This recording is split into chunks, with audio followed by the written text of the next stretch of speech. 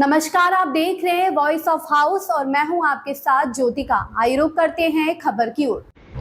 उत्तराखंड के सीएम पुष्कर सिंह धामी का कहना है, आज मैं सीमांत क्षेत्र चंपावत के लोगों से मुलाकात करूंगा और अधिकारियों से भी मुलाकात करूंगा। विकास कार्यक्रमों और अन्य जरूरतों पर चर्चा की जाएगी।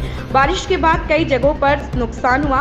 राष्ट्रीय राजमार्गों पर कनेक्टिविटी की कुछ समस्या है, उन संबंधों पर भी चर्चा होगी। मैं कई राज्यों में औद्योगिक शहर बनाने के लिए पीएम मोदी को धन्यवाद देना चाहता हूँ।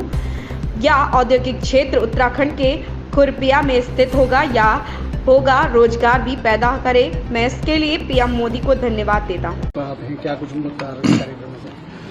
आज मैं सीमांत क्षेत्र चंपावत के पूरे जनपद के लोगों के साथ मिलूंगा, वहाँ अधिकारियों से भी वार्ता करूंगा और जो वहाँ विकास के कार्यक्रम चल रहे हैं, जो अन्य जरूरतें हैं, सीमांत क्षेत्र है, उन सभी पर। और जो बरसात के बाद काफी सारी जगह पर टूट फूट हो गई है, नेशनल हाईवे जो पिथौरागढ़ और टनकपुर का है, उस पर कनेक्टिविटी की भी कुछ समस्या है। साथ में बार बार भूस्खलन होता है, उन संबंध में भी चर्चा होनी है। और आगे का जो रोड मैप है और जो कनेक्टिविटी है उस रोड पर काफी कम है, उसके लिए मैंने पहले भी वहाँ जो हमारे जिलाधिकारी उनको कहा है, उसको फिर से नए सिरे से देखेंगे। और वाइब्रेंट विलेज जो कि नेपाल सीमा से लगे हुए हैं और बहुत सारे प्रोजेक्ट चल रहे हैं, उन सभी की समीक्षा होगी।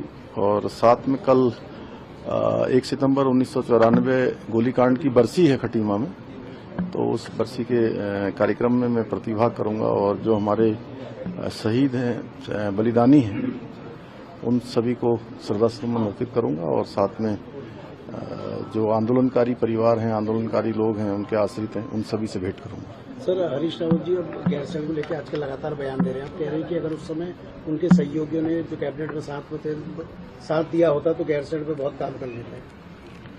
नहीं, गैरसैंण को लेकर हम पूरी तरह से प्रतिबद्ध हैं और इस बार हमने वहां पर भराड़ी देवी का मंदिर है, गैरसैंण विकास परिषद जो है उसमें धनराशि स्वीकृत की है, पत्रकारों के लिए भवन है, हमारे आसपास जो बाउंड्री वॉल इत्यादि बननी है, एक अस्पताल वहां पर अच्छा बनना है, उच्चीकृत बनना है। वहां पर सभी जो सुविधाएं हैं ग्रीष्मकालीन राजधानी की जो होनी चाहिए, हम उस दिशा में आगे बढ़ रहे हैं। हमारी प्रतिबद्धता है कि हम क्रमशः धीरे धीरे उन सभी कामों को पूरा करेंगे जो गैरसैंण के लिए जरूरी है। औद्योगिक स्मार्ट सिटी बन रही है, किस तरह देखते हैं? और अपने आप में एक 75,000 से ज्यादा युवाओं को वहाँ पर रोजगार मिलने की संभावना बढ़ रही है, किस तरह देखते हैं? वहाँ पर मैं आदरणीय प्रधानमंत्री जी का धन्यवाद करता हूं कि उन्होंने देश भर के अंदर जो कुछ प्रमुख स्थानों पर औद्योगिक शहर बसाए जा रहे हैं, इंटीग्रेटेड पार्क बनाया जा रहा है, इंडस्ट्रियल पार्क, उसमें से एक हमारा किच्छा में खुरपिया फॉर्म उधम सिंह नगर में, उसको भी उसमें चयन हुआ है।